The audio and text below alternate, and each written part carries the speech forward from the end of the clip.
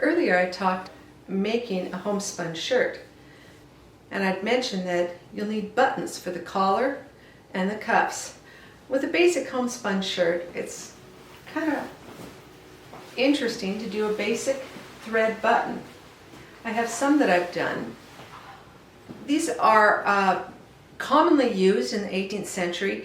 Even in fancy shirts you might find these. I thought I'd show you how to do something like this because it's easy. It's the materials are not hard to find, and then you never know when you're in need of a little button. Here is some I spun. I'm using a thicker linen because I want a thicker button for this. I'm pulling off about a yard's worth, maybe a little bit more. And I need to see. Okay, so the first thing that you're going to do is take and just wax this. Wax the heck out of it. Truth be told, in thread buttons, you might think that it's the thread or the linen, as you want to make these only out of linen thread, that is holding things together. It's actually the wax. So I like to go through here about 5 or 6 times with some beeswax. It is pretty stiff about this point.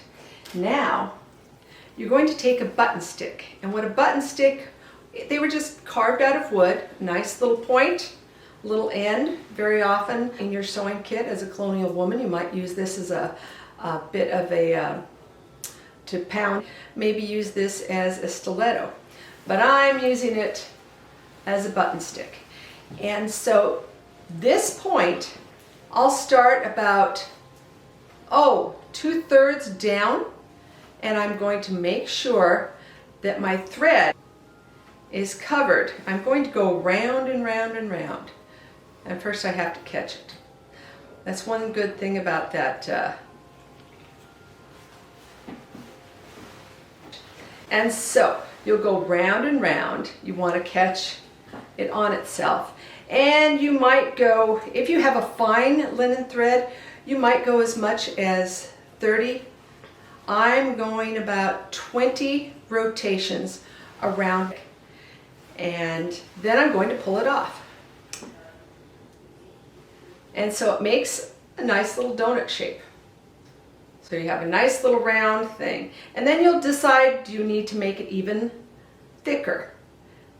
And go up. Remember how we have this little point? You can go up a little bit and make it tighter on the little stick. And that's about right for me. So I've made a tighter little donut. Then you will take the end, and truth be told, I probably have a little short of an end, but we'll make it work. And you take a nice little needle, not so fine, more on the tapestry side. Sometimes a needle threader is good. If you don't have a needle threader, it's waxed, and you can fold it in half and thread it. These are what I need the glasses for. Many things I miss about my youth, and my eyesight is the most I miss about it. So I now have my needle, and this is very, very simple.